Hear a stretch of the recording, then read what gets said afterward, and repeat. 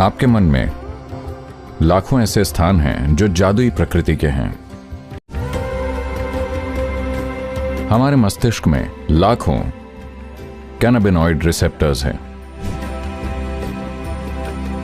इन अनुभवों को भीतर से सचेतन पैदा करने से आपका मन अनेकों संभावनाओं के लिए खुल जाता है। आपको यह समझना चाहिए कि मानव होना अपने आप में सुपर है।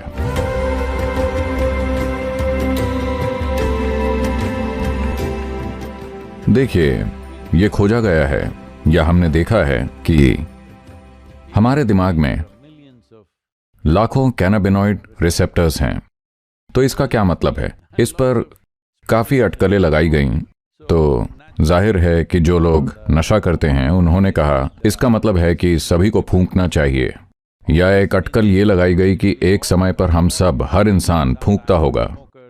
फिर यह निष्कर्ष निकला कि ये कैनाबिनॉइड रिसेप्टर्स इसलिए हैं क्योंकि शरीर खुद ये पैदा कर सकता है।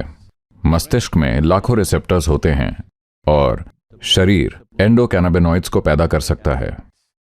तो अब इसका उत्पादन होगा या नहीं होगा, ये इस पर है कि आपने अपने आप को कैसे रखा है।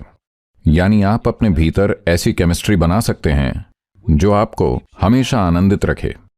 लेकिन सबसे महत्वपूर्ण बात यह है कि जब ये बाहर से आता है तो शायद ये आपको थोड़े समय के लिए आनंदित कर दे, लेकिन आपकी जागरूकता को खत्म कर देता है। जब ये भीतर से आता है तो यह आपको आनंदित रखता है और साथ ही आपको एकदम सचेत रखता है, जो कि महत्वपूर्ण है। तो ये कोई सुपर ह्यूमन बनने की कोशिश के बारे में नहीं है, बल्कि ये समझने के बारे में है कि इंसान होना अपने आप में सुपर है। और जब आप अपनी ही प्रकृति से आनंदित होते हैं तो आप हमेशा पाएंगे कि आपका जीवन सुपर है।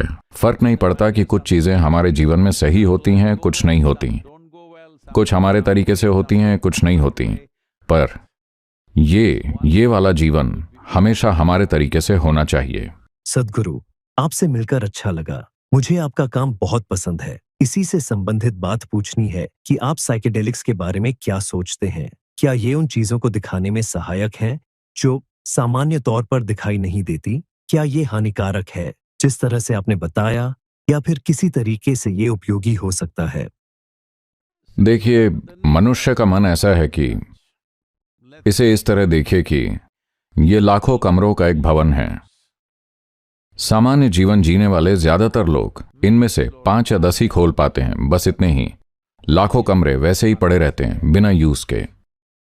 तो कभी कभार अगर आप उन कमरों में जबरदस्ती घुस भी जाते हैं, केमिकल लेकर या कुछ और, कभी ये चोट से हो सकता है या कभी किसी सदमे से हो सकता है कि लोग अपने मन के अन्य हिस्सों में प्रवेश कर जाते हैं, जिस पर वो यकीन नहीं कर पाते कि ये उनका दिमाग है, क्योंकि ये पूरी तरह से एक नई दुनिया लगती है। ये कुछ ऐसा है कि जैसे अगर आप में मान लीजिए कि आपकी आंखें ना होती और आपको दिखने लगे तो अचानक एक बिल्कुल नई दुनिया होगी। ठीक वैसे ही अगर आपकी आंखें कुछ खास चीजों के लिए खुल जाएं तो ये एक पूरी नई दुनिया लगती है, लेकिन नहीं, ये वही पुरानी दुनिया है, बस इसके कई आयाम हैं। और इंसान के मन ने अपने विकास क्रम की प्रक्रिया में इसमें इतने सारे कमरे जोड़ लिए हैं कि उनमें से अधिकतर अब तक खोजे नहीं गए हैं। तो इसका उद्देश्य क्या है? उद्देश्य यह है कि अगर हमारा ध्यान केवल जीवित बने रहने पर है, अगर लगातार हम बस जीवित रहने की प्रवृत्ति में बने हुए हैं, तो हमारे मन के वो कमरे जिन्हें हम खोज सकते हैं बहुत सीमित रह जाएंगे। अगर हमारा ध्यान और नजरिया केवल जिंदा बने रहने पर नहीं है, क्योंकि जिंदा रहने का मतलब होता है खुद को सुरक्षित रखने के लिए चारों ओर दीवार बना लेना। आप देखेंगे कि सभी प्राणी सुरक्षा की सीमाएं बनाते हैं। यह हमारी विकास क्रम की मेमोरी से आता है कि हमें जीवित रहना है, और जीवित रहना बेहद जरूरी भी है। अगर हम जीवित ही नहीं हैं तो फिर आगे क्या? कुछ भी नहीं। तो हमें जीवित रहना ही है। लेकिन क्या यह जरूरी है कि हमारी जीवित रहने की प्रवृत्ति हमेशा सक्रिय रहे? अगर आप जंगली जानवर हैं तो हाँ, यह हमेशा सक्रिय रहनी चाहिए। लेकिन हम इस स्तर तक विकसित हो चुके हैं जहां हमारा मस्तिष्क इस तरह से विकसित हुआ है जिसमें यह संभावना बनी है कि एक बार जब आप इंसान बन जाते हैं तो अब सिर्फ जीवित रहना आपको संतुष्ट नहीं करता। ऐसे कि उदाहरण के लिए बाकी सभी प्राणियों के लिए उनका पेट भर जाए तो उनकी जिंदगी सेटल हो जाती है, लेकिन एक इंसान के लिए अगर पेट खाली है तो केवल एक समस्या है, पर जब पेट भर जाता है तो 100 समस्याएं खड़ी हो जाती हैं। ये मनुष्य की प्रकृति होती है, क्योंकि इंसानों के लिए केवल जीवित बने रहना ही जीवन नहीं है। वास्तव में जीवन की शुरुआत उसके बाद होती है, जब जीवन की सुरक्षा सुनिश्चित हो जाए। मनुष्य की प्रकृति यही है, और फर्क नहीं पड़ता कि आप जीवन में कहाँ हैं, जीवन में किस स्थिति में हैं, आप जो भी हैं वहां से और आगे बढ़ना चाहते हैं। और अगर वो कल सुबह पूरा हो जाता है तो फिर आप कुछ और चाहते हैं, तो ये कुछ और चलता रहता है। अगर मैं आपको एक आकाश गंगा का सीईओ बना दूं तो आप कहेंगे बाकी आकाश गंगाओं का क्या। तो ये मानव स्वभाव है, वो असीम विस्तार करना चाहता है। जब हम कहते हैं असीम विस्तार, मतलब हम अपनी अनंत प्रकृति में विस्तार करना चाहते हैं। तो क्या कोई 1 2 3 4 5 गिनकर अनंत तक पहुंच सकता है? नहीं, ऐसा कभी नहीं होगा। इसलिए यह जरूरी है कि हम फर्क कर सकें अपनी जीवित रहने की प्रवृत्ति और विस्तार की चाहत में।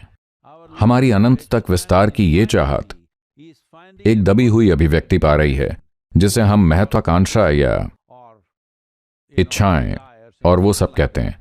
असल में ये इस विस्तार की चाहत की एक बहुत छोटी सी अभिव्यक्ति है। अगर आप इस विस्तार की चाहत को अपने अंदर एक जागरूक प्रक्रिया बना लें तो आप देखेंगे कि आपकी सुरक्षा की प्रवृत्ति अपने न्यूनतम स्तर पर आ जाएगी। जब ऐसा होता है तो आपका दिमाग अनेक संभावनाओं के लिए खुल जाता है। कई तरह से यही चीज ये केमिकल भी कर रहे हैं। ये आपकी जीवित रहने की प्रवृत्ति को इतना कम कर देते हैं कि ऐसे केस होते हैं कि लोग कभी ऊंचे पहाड़ों से या ऊंची इमारतों से कूद जाते हैं, क्योंकि उनकी सुरक्षा की प्रवृत्ति चली गई है। वो समझ ही नहीं पाते कि अगर मैं यहां से गिरूंगा तो मेरी जान चली जाएगी, क्योंकि इस सुरक्षा की प्रवृत्ति को जबरदस्ती दबाया गया है, न कि जागरूकता से। तो भीतर से इन अनुभवों को जागरूकता से पैदा करना और बाहर से जबरदस्ती करना, ये दो अलग अलग चीजें हैं। कभी कभार कुछ चीजें खुल जाने से किसी को यह लगा होगा कि उन्हें कुछ फायदे हुए हैं, लेकिन ऐसे अनुभवों के बड़े परिणाम देखें तो ज्यादातर लोग इससे हताश या परेशान या असंतुलित ही हुए हैं। बहुत बहुत कम लोग वाकई ये कह सकते हैं कि उन्हें इससे फायदा हुआ है। आपने कहा कि दिमाग में लाखों कमरे होते हैं, जो मुझे बहुत दिलचस्प लगा। आप मुझे ऐसे इंसान लगते हैं जिन्होंने दूसरों से कहीं ज्यादा कमरों को खोला है। क्या आप कुछ ऐसे कमरे बता सकते हैं जिन्हें आपने खोला है, जो दूसरों के लिए अनजाने हैं? देखिए, मेरी एक छवि है कि मैं हमेशा तर्क संगत रहा हूं। अब इसे मुझसे मत छीनिए। क्योंकि देखिए, जिसे आप तर्क कहते हैं, यह बहुत जरूरी है। ये एक नींव की तरह है। अगर आपके पास मजबूत नींव नहीं है तो आप उसके ऊपर कुछ भी नहीं बना सकते। नींव मजबूत होनी चाहिए।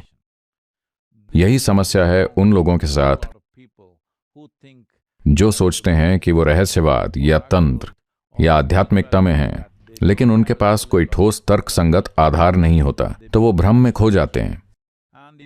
और अगर आपको लगता है कि भ्रम एक खोज है, तो नहीं, ऐसा नहीं है। भ्रम आपकी समझदारी की सीमाओं को पार करने की एक कोशिश है, और आप इसमें सफल हो सकते हैं। यही समस्या है।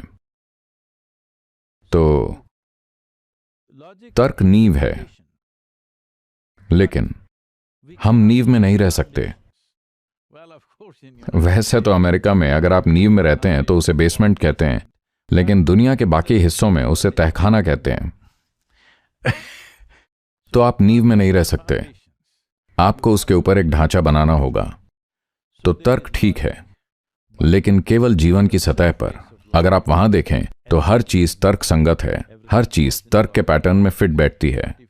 लेकिन अगर आप जीवन को और अधिक गहराई में जाकर देखें तो आप देखेंगे कि कुछ भी लॉजिक से नहीं है। हर चीज में एक मैजिक होता है। मैं ये लॉजिक मैजिक बोल रहा हूं। मान लीजिए कोई भी चीज जो लॉजिकल नहीं है वो मैजिक है। अगर यहां कुछ ऐसा हो जिसे आप तर्क से नहीं समझ सकते, तो आमतौर पर आप उसे जादुई मानते हैं।